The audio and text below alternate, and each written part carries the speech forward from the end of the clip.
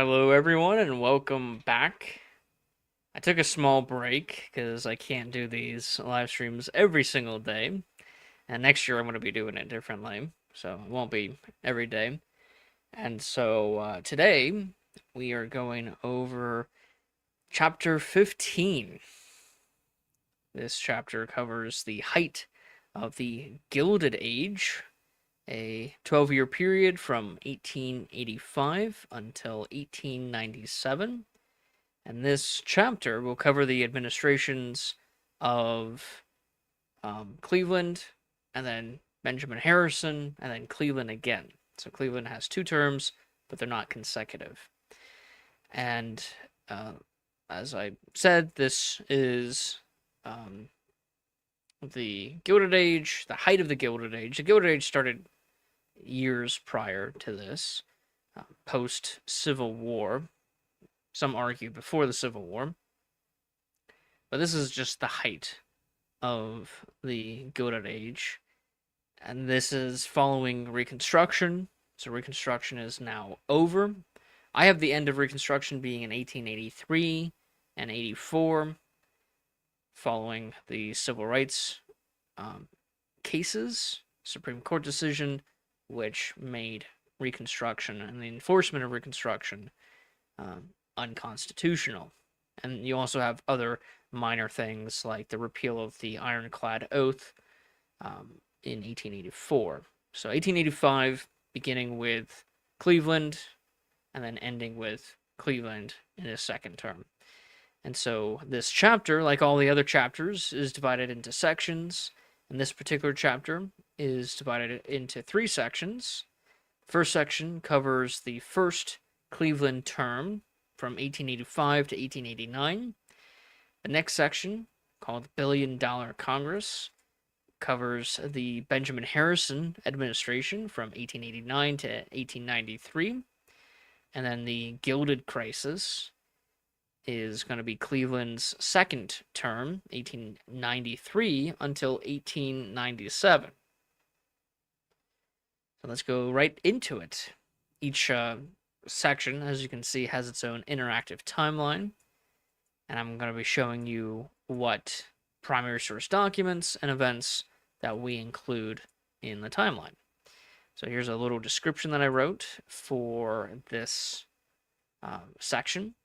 This is Cleveland's first administration marked a rare return to reform-minded governance as he sought to curb corruption, restrain patronage, and reassert the presidency as a moral guardian of the public interest. This is following the administrations of Arthur, who was pretty bad, Garfield, who was decent, but he didn't live long. He gets assassinated.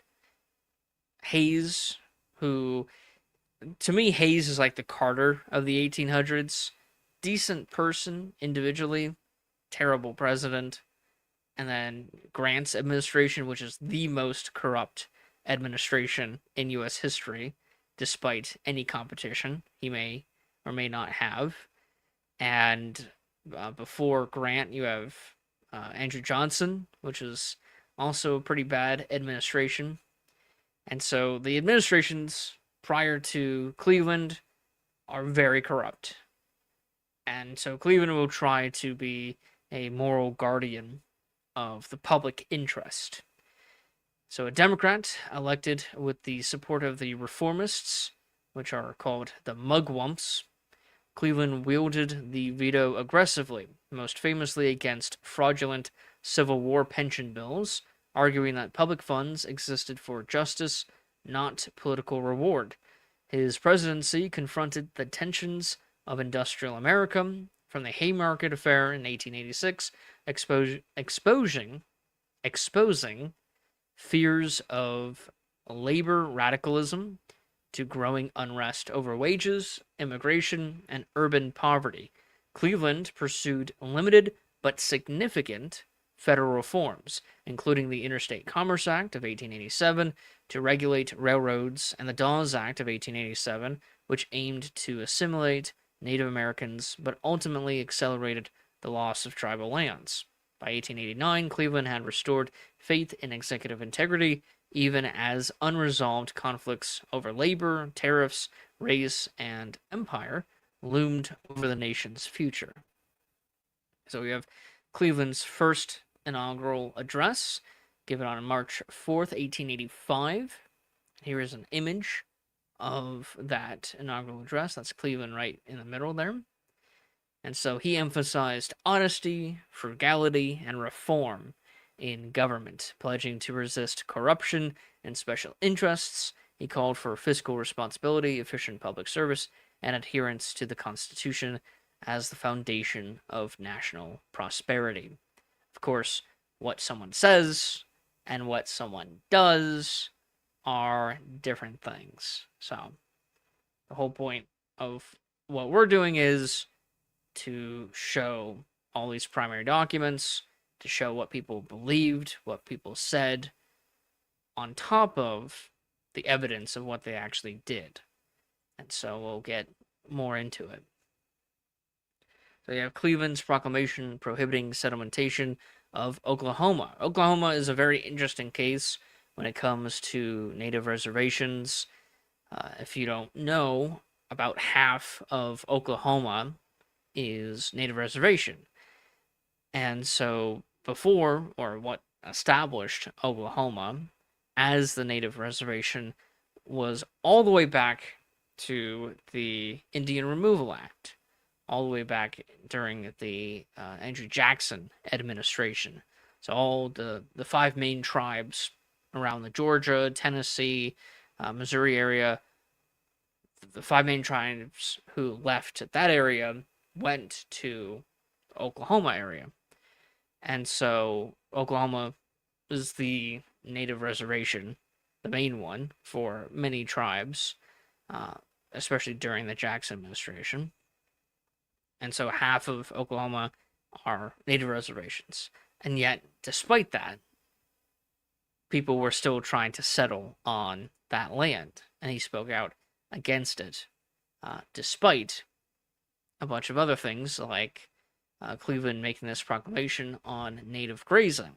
So natives would not stick to their reserved land because they didn't believe that that was all that their land was. Their land was, the United States, modern United States, North America. And so they would graze outside of it. And so, on the same token of Cleveland being against white settlers in native land, or native reserved land, he is against native grazing outside of that land as well. Ulysses S. Grant dies on July 23rd, 1885, of throat cancer, shortly after completing his memoirs. And I will be adding his memoirs, his autobiography, to the timeline, because I think it's a pretty neat primary source. As a Union general and president, he preserved Reconstruction and fought early battles against corruption. I'm giving Grant a lot more credit. He did not preserve, and I will be changing this. I wrote this before, a while back. He did not really preserve Reconstruction. Reconstruction was pretty much over, especially the military occupation of the South. That was over pretty much in the first year, second year of the Grant administration. So he didn't really preserve it. He enforced the Enforcement Acts, which came after the end of the Reconstruction Acts in 1870, which is the second year of the Grant administration. So he's more of the enforcing the Enforcement Acts rather than the Reconstruction Acts. And then fight early battles against corruption. There were some instances, some pretty big instances of corruption that came out publicly, that transpired. But Grant wasn't really fighting all that much. He was not a good president when it comes to organizing his own cabinet and leading it, making sure it's not being corrupt. Here's Florida's state constitution of 1885. So I'm adding all of the state constitutions as well because they are important, especially in the first half of American history. Cleveland's proclamation on illegal enclosures, the Chinese expulsion of Tacoma. So in Tacoma, Washington Territory, a mob of about 500 white residents, including city officials and prominent citizens, forcibly expelled the city's entire Chinese population of around 200 people, driving them out at gunpoint and putting them on trains out of town. This act of racial violence fueled anti-Chinese labor agitation and exclusionist sentiment, was part of a broader wave of expulsions and massacres targeting Chinese immigrants in the American West during the 1880s. And so Cleveland will make a proclamation on this violence. You have Cleveland's 1885 State of the Union Address. Let's see, Presidential Succession Act. This is act was made after the previous administration with Garfield and Arthur, Garfield being shot. You have the Seattle anti-Chinese riot.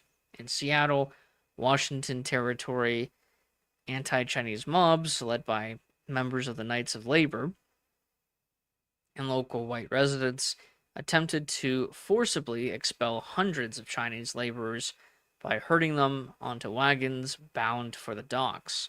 The violence, rooted in economic resentment and racial prejudice, escalated into a deadly riot that left at least one man killed, prompted federal troops to intervene, and highlighted the intensity of anti-Chinese hostility in the Pacific Northwest.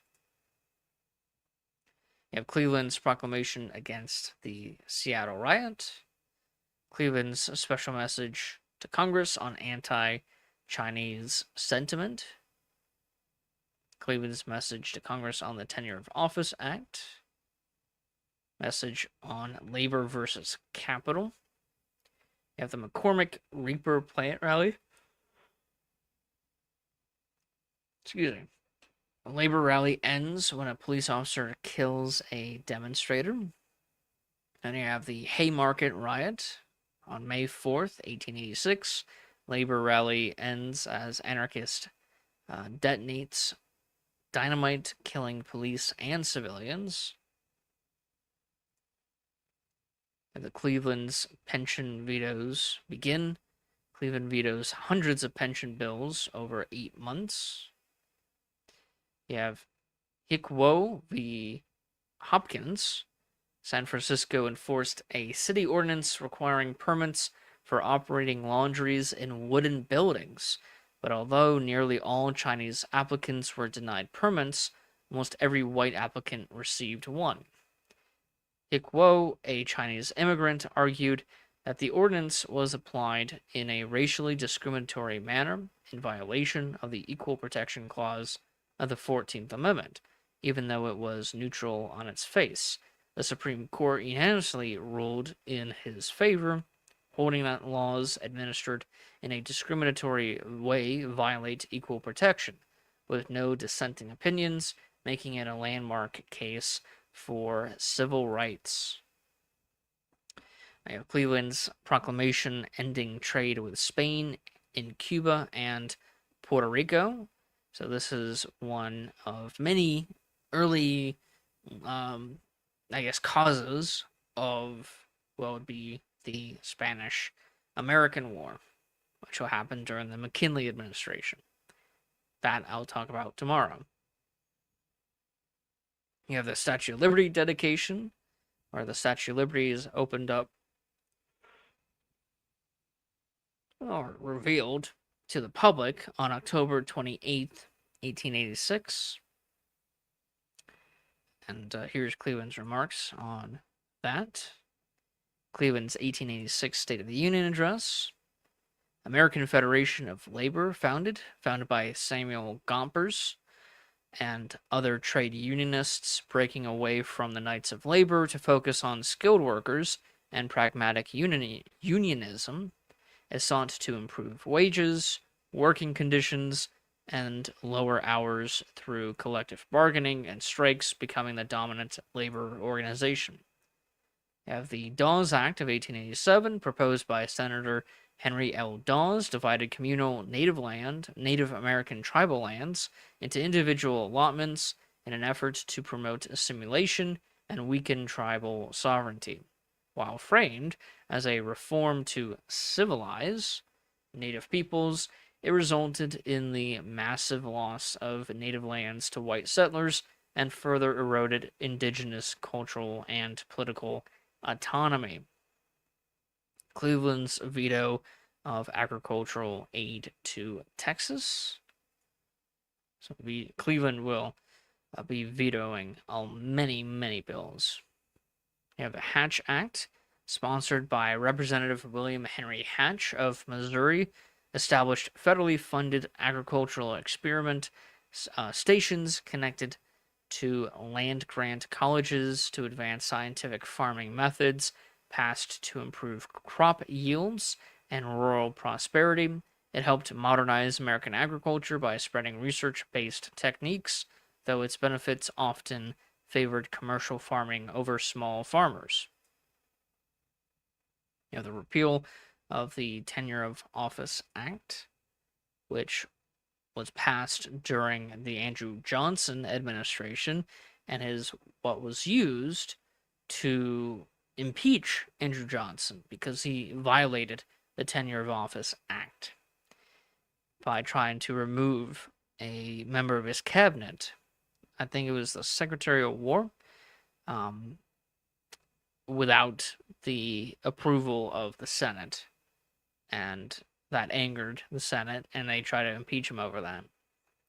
Now, the Interstate Commerce Act, pushed by reform-minded legislatures like Senator Shelby Cullom of Illinois, created the Interstate Commerce Commission, the ICC, to regulate railroad rates, outlaw rebates, and require that charges be reasonable and just, while passed to curb railroad monopolies and protect farmers and small shippers from unfair practices. Its weak enforcement powers initially limited its effectiveness, though it set the foundation for future federal regulation of industry.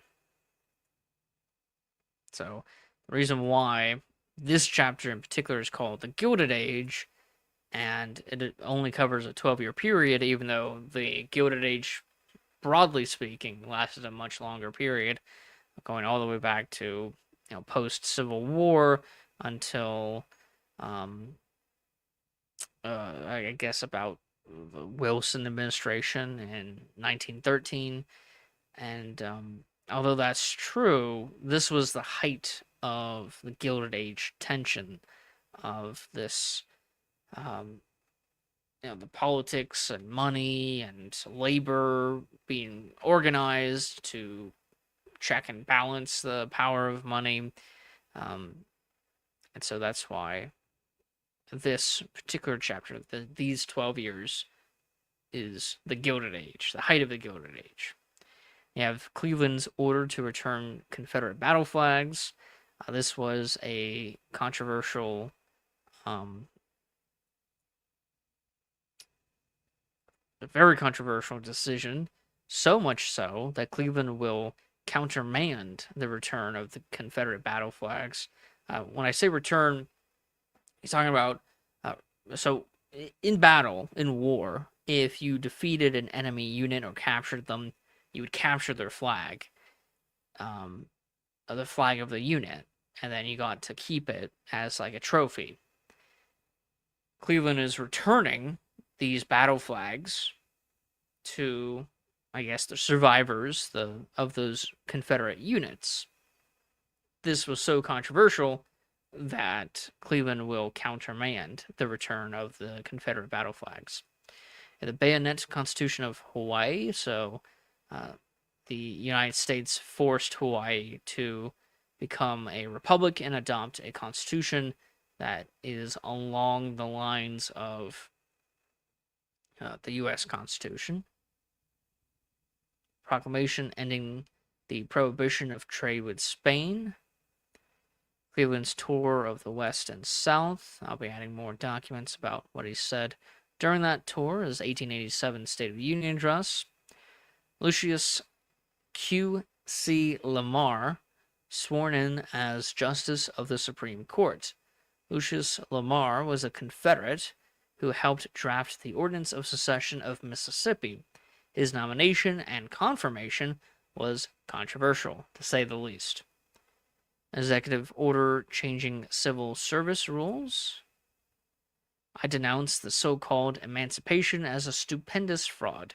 Is a speech given by Frederick Douglass on April 16th, 1888, talking about how there was some sentiment about emancipation, the abolition of slavery, as being bad for slaves, former slaves, and that people were making the argument that black people as slaves were doing better than after slavery. And so this is a speech by Frederick Douglass speaking out against that sentiment.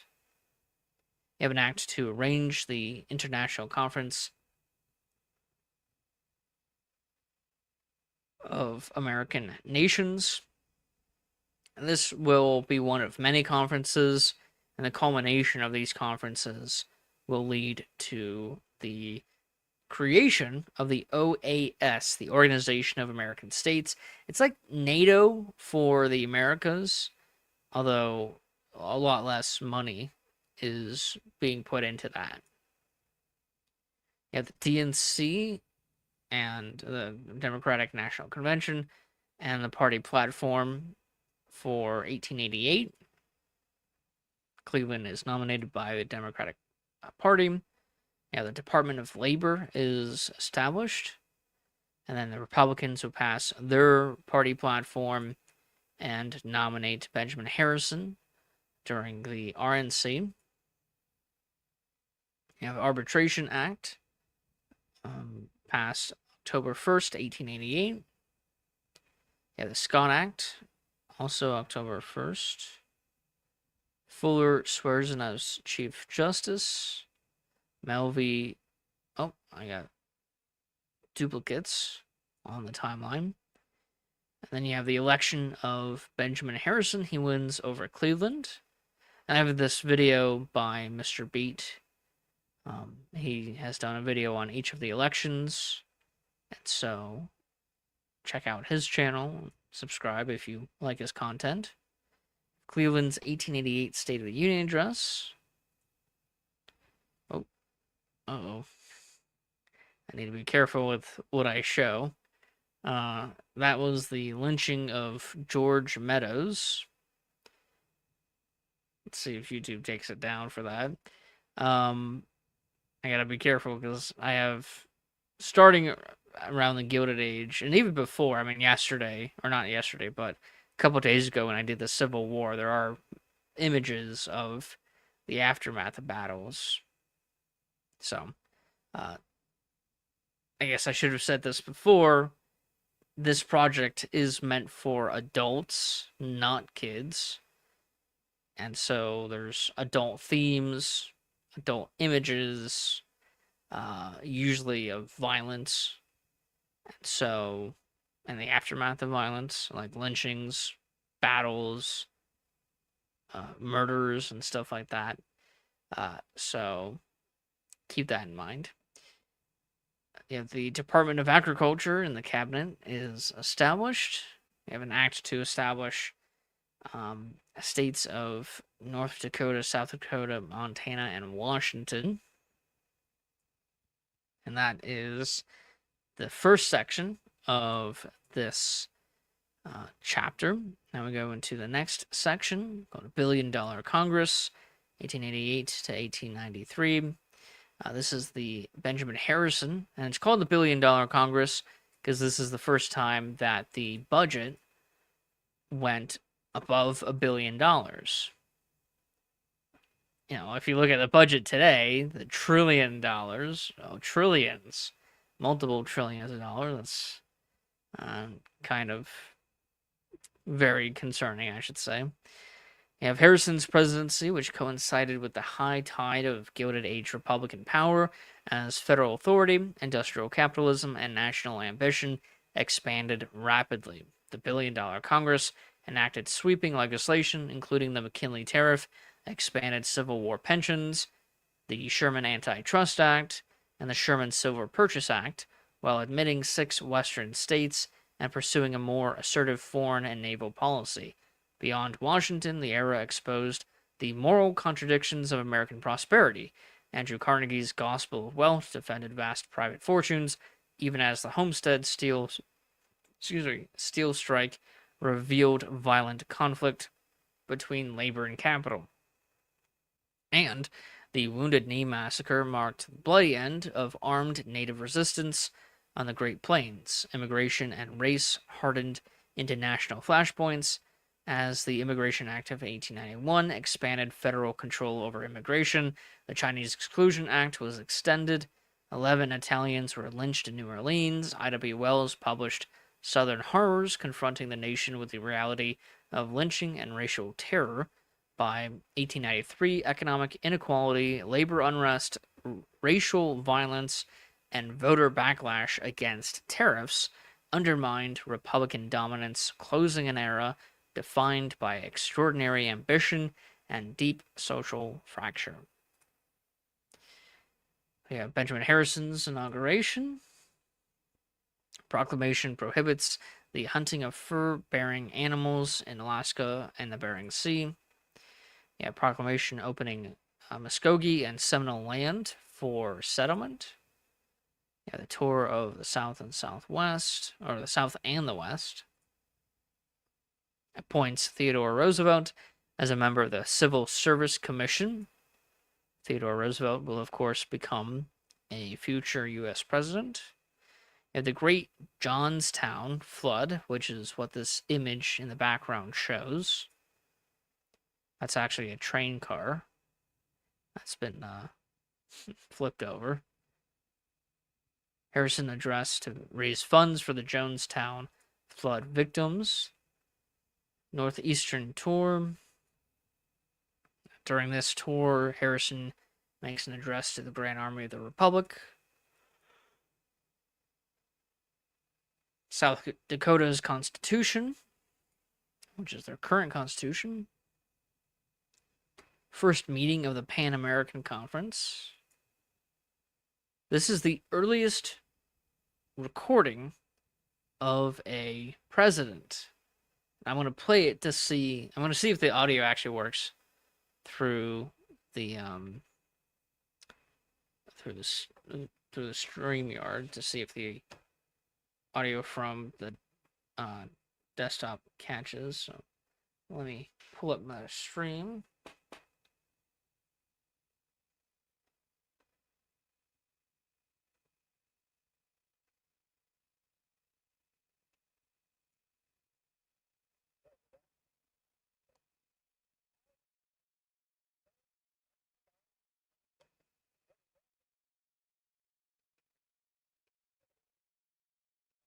See, I don't think you can hear that.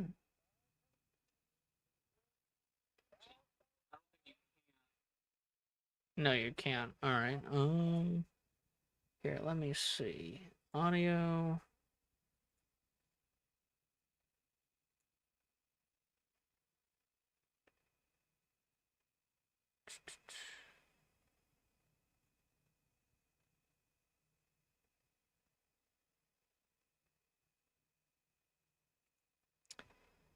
Um.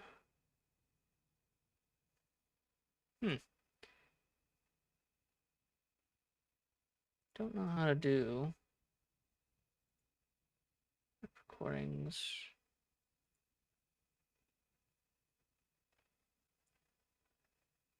I'll have to figure that out later. I was gonna play the this video so you can actually listen to Benjamin Harrison's voice, but I can't seem to play the audio on the live stream. So I'll work on trying to figure that out later.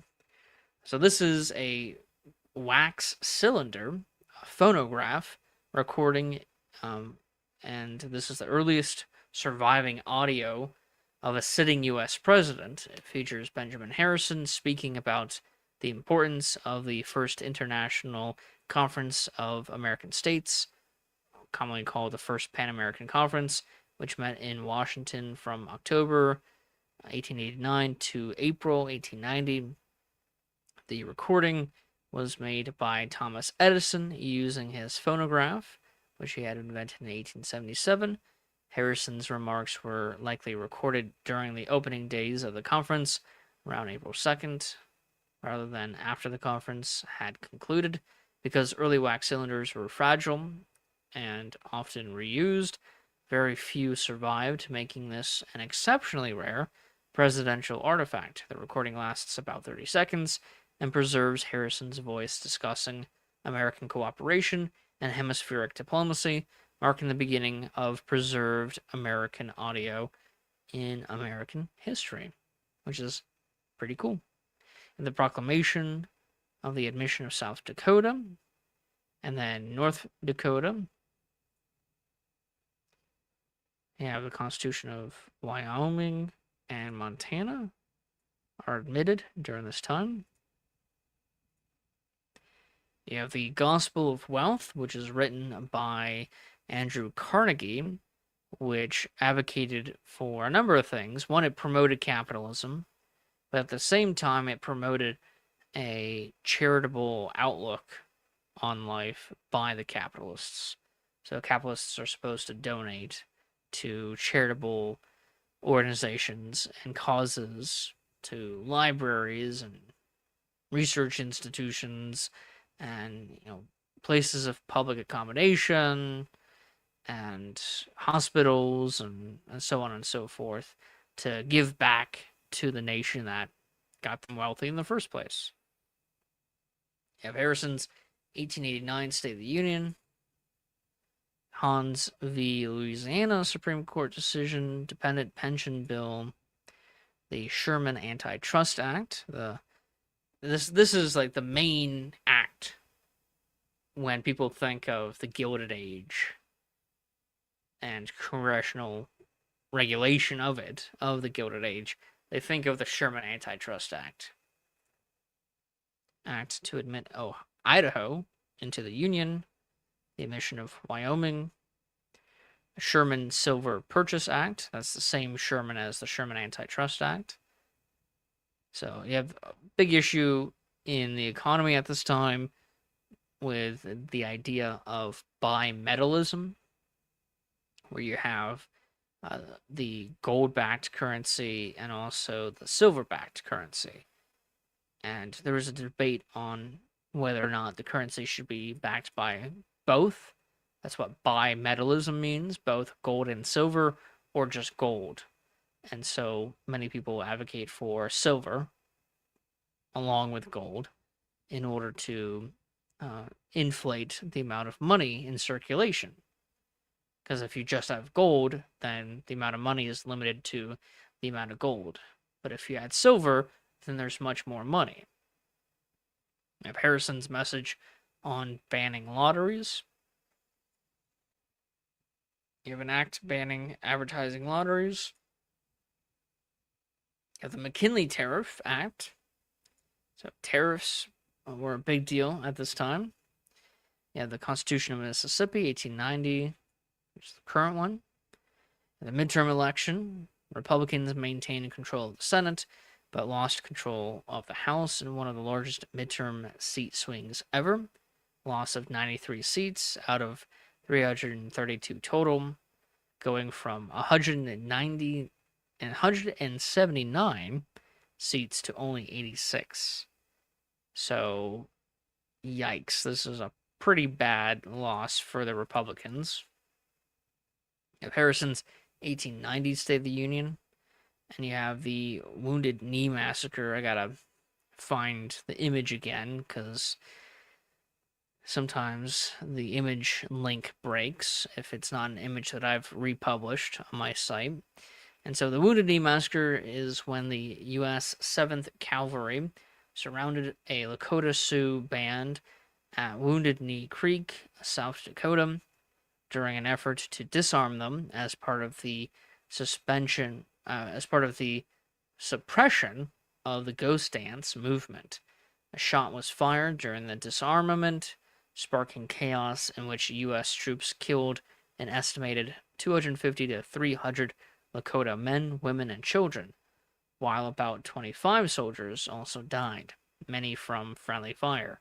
The massacre marked the violent climax of the Indian Wars, symbolizing the U.S. government's determination to crush Native resistance and a deepened mistrust and trauma in U.S. Native relations for generations. So, yeah. And the Immigration Act of 1891, which extended the Chinese Exclusion Act, and the Judiciary Act of 1891, and the Forest Reserve Act. So people like to say that Teddy Roosevelt was the national reservist for, the environment. No, there were presidents before Teddy Roosevelt who were creating reserves. And then we have the largest lynching event in U.S. history, which most people, when they think of lynching, they think lynching of black people. The largest single instance of lynching was actually 11 Italians being lynched on March 14th, 1891. Then you have the proclamation opening Indian land up for settlement. So this will lead to a rush, and I'll show you later, but this will lead to a great race to take as much land as possible from formerly native reserved lands. An address to the Methodist Ecumenical Conference by Benjamin Harrison. Harrison's 1891 State of the Union. Harrison's message on sending aid to Russia. Harrison's message on inspecting mines. Silver coinage. The Greery Act, which extends the Chinese Exclusion Act another 10 years. Harrison's letter to the Virginia State Baptist Convention against lynchings. DNC platform and nomination of Benjamin Harrison. DNC platform. The Homestead Steel Strike fight. During the steel strike, the National Guard is sent to break up the fighting in the Homestead Steel Strike. Here's an image of that, which is kind of cool. That we have an image of it.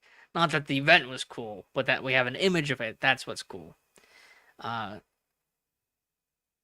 not going to try to say this. The Idaho miner insurrection, where Union miners kill 11 non-Union miners in Idaho. Harrison's address on the Idaho insurrection.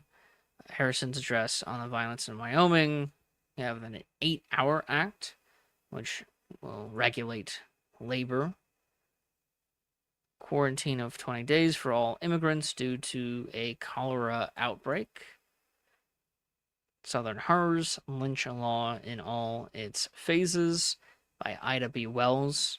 So, if the reason why we include a bunch of lynchings in our timeline, well, we don't include as many as what we were going to include. We're going to be adding many more, is because of primary sources like Southern Horrors, which talked about lynching. And in order to really drive the cause, the anti-lynching cause, you simply have to show the outcome of the lynching to people, and they'll be most likely against lynching just by looking at the outcome of it, which is, of course, dead people. So I can I can understand why YouTube might. Uh, I mean, we're already demonetized, so because we're very the materials that we cover are very adult materials. Here's the Mr. Beats video on the presidential election of 1892. Cleveland, Harrison, and Weaver. And Cleveland will win over Harrison. Harrison's 1892 State of the Union. Proclamation pardoning Mormons. Hawaiian Queen that is deposed. Harrison's address to the Senate on annexing Hawaii, and the Panic of 1893 begins. It was a severe economic depression triggered by railroad overbuilding, shaky financing, and the collapse of the Philadelphia and Reading Railroad, leading to widespread bank failures and business collapses. It caused mass unemployment, wage cuts, and labor unrest, marking one of the most devastating economic crises in U.S. history until the Great Depression. Then you have the Gilded Crisis of 1893 to 1897. This is the third and final section of this chapter. And so this is Cleveland's second term. And so Cleveland's second administration was overwhelmed by the Panic of 1893, the worst economic depression the nation had yet experienced, as bank failures, unemployment, and deflation shattered confidence in laissez-faire governance. Cleveland defended the gold standard and limited government intervention, a stance that alienated labor and agrarian reformers, even as the Oklahoma land rush symbolized both opportunity and desperation in the West. Social unrest erupted nationwide, most dramatically in the Pullman Strike of 1894, where Cleveland used federal troops to restore rail traffic, reinforcing perceptions that the federal government sided with capital over workers. Beyond Washington, the era was shaped by mass culture and empire. The world's Columbian Exposition celebrated American progress, while yellow journalism inflamed public opinion against Spain over Cuba, even as Cleveland resisted calls for war and upheld neutrality. By 1896, economic despair and political fracture culminated in William Jennings Bryan's Cross of Gold speech, signaling the collapse of the old party system and the approach of a new political era, which will be the next chapter. So you have Cleveland's second inaugural address, and again, here's an image of that, which is cool that we have. The Treasury Secretary John Carlisle creates a backlash on his statements on gold security. Cleveland's address reassuring the public of gold security. Then you have the World's Columbian Expo, which was from May 1st, 1893 until October 31st, 1893. And this was celebrating the 400th anniversary of Columbus finding the New World.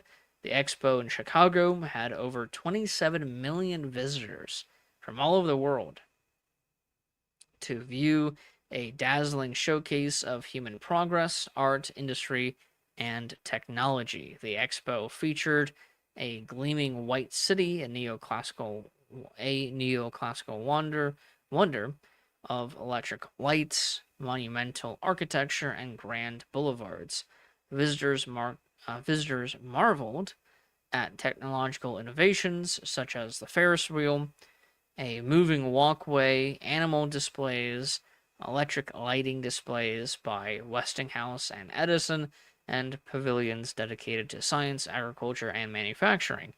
The fair also reflected the cultural ambitions and contradictions of the Gilded Age. It celebrated American achievement and optimism while promoting ideals of racial hierarchy and imperial expansion as both a spectacle of modernity and a statement of national identity. The 1893 World's Columbian Expo became a defining event of the American century to come. And it will be in the second Columbian Expo that will happen in 1901, which is where McKinley gets shot and dies. So while the World's Columbian Expo is happening, you have the crisis of 1893. So on May 5th, 1893, the failure of the National Cordage Company, a leading industrial trust, triggered a sharp collapse in U.S. securities markets, intensifying the financial panic that had begun in February with the bankruptcy of the Philadelphia and Reading Railroad. So, yeah, this is not a good time in the world of finance. You have Nix v. Hedden. Here's a Supreme Court decision and a video by Mr. Beat of the case. Cleveland's special message to Congress on the 1893 panic. The reason why the colored American is not in the World's Columbian Expo. This is a pamphlet written by Frederick Douglass, Ida B. Wells, I. Garland Penn, F.I. Barnett, on the reasons why Black Americans are not involved in the World's Columbian Expo, citing racial exclusion, hypocrisy of national celebration, lynchings, and erasure of Black achievements. Then at the same time, you have the Oklahoma Land Rush, also known as the Cherokee Strip Land Run, opened over 6 million acres of former Cherokee outlet land to white settlers starting in September. More than 100,000 participants raced to claim homesteads, making it the largest and most chaotic land run in U.S. history. The land had originally been promised to the Cherokee Nation by the treaty after their forced removal during the Trail of Tears in the 1830s. However, under pressure from white settlers and the federal government, the Cherokee were compelled in the 1890 Cherokee Outlet Agreement to cede the land for far less than its value, paving the way for the 1893 land run. You have the Panic of 1893 ends as let's see. Yeah, the panic ends by October of 1893. Repeal of the Sherman-Silver Purchase Act.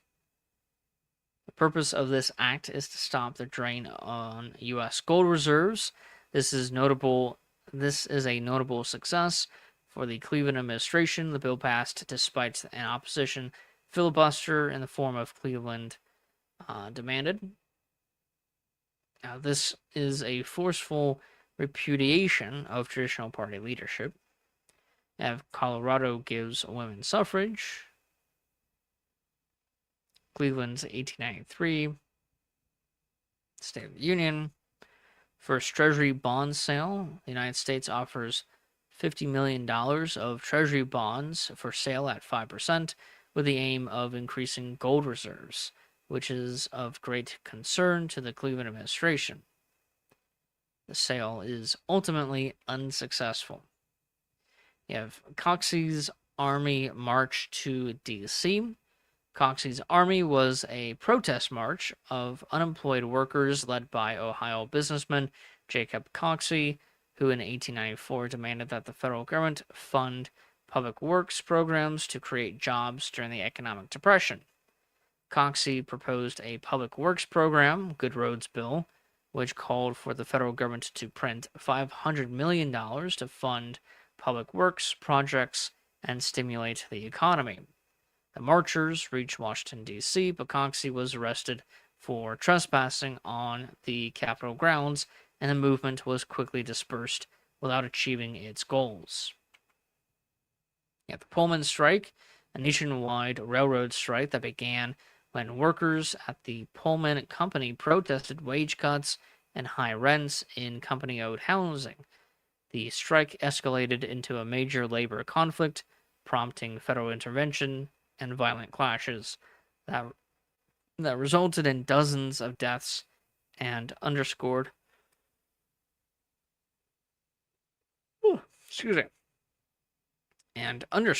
the growing tensions between labor and industry in the Gilded Age. You have Cleveland designates Labor Day as a national holiday.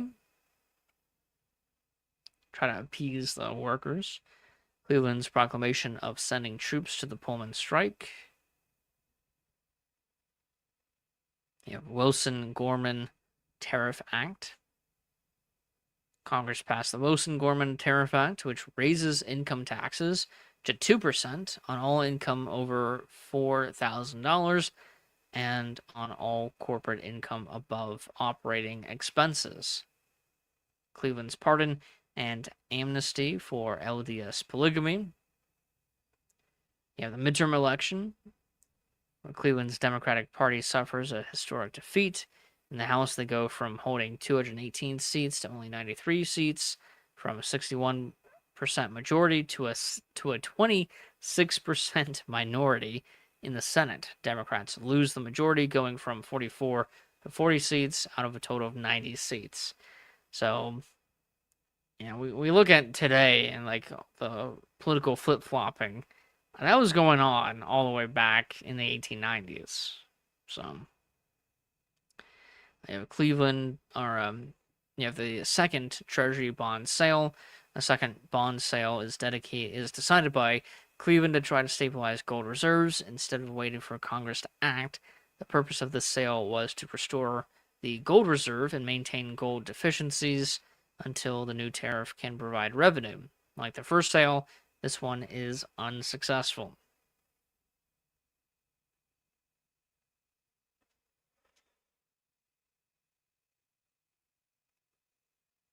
Excuse me. You have the Cleveland's 1894 State of the Union Address. You have U.S. v.E.C. Knight.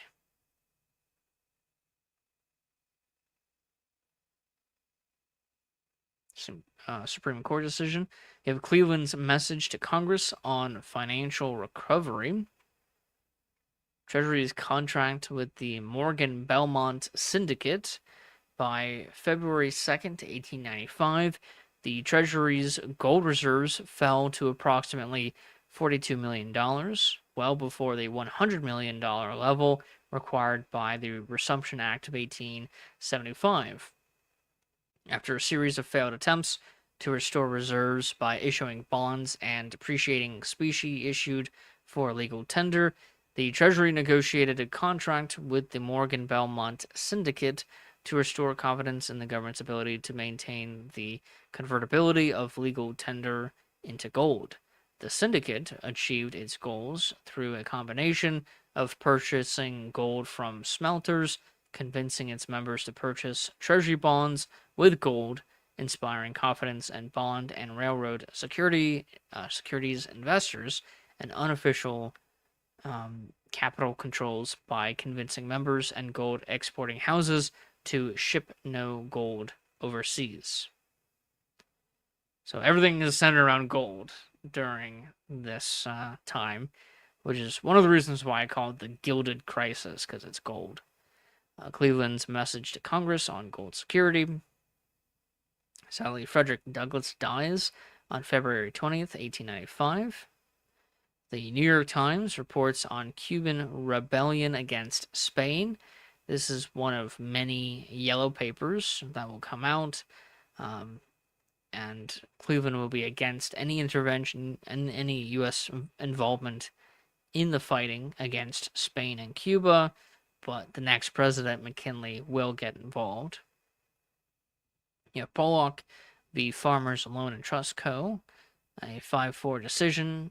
The U.S. Supreme Court nullifies the income tax law set forth in the Wilson-Gorman Tariff Act. In re Dems, a 9-0 decision that the federal government, i.e. the president, could legally intervene to protect interstate commerce in the U.S. mail, and that the court did have the authority to issue an injunction preventing federal functions. The Declaration of U.S. Neutrality with Spain by Cleveland.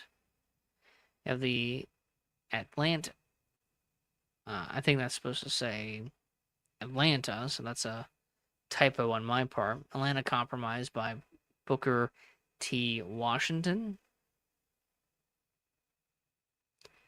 Cleveland's 1895 State of the Union Address.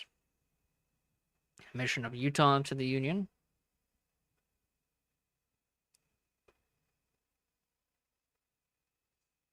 You have the fourth Treasury bond sale. You have the infamous Plessy v. Ferguson case. Cleveland's veto message on internal improvements. Veto is overridden by Congress. You have the RNC platform and nomination of McKinley. McKinley's address on his nomination. DNC platform and nomination of William Jennings Bryan. This is where William Jennings Bryan gives his famous Cross of Gold speech. It was at the DNC. William Jennings Bryan address on his nomination. McKinley's letter of acceptance on his nomination. And then you have the election of McKinley. Cleveland's 1896 State of the Union Address. Act on mining oil. Cleveland's proclamation on national forest reserves. And Cleveland's veto message on the immigration bill. So this will conclude today's live stream on Chapter 15, The Gilded Age, from 1885 to 1893. This covered the administrations of Cleveland, Harrison, and then Cleveland again. And then tomorrow, we're going to be covering the New Nationalism, Chapter 16, which is New Nationalism. And that's going to be covering the administrations of McKinley, Teddy Roosevelt, and then Taft. So those three presidents. So stay tuned for tomorrow's live stream. Should be around 5 p.m. EST. And if you want, what I've been showing you is our charity's website.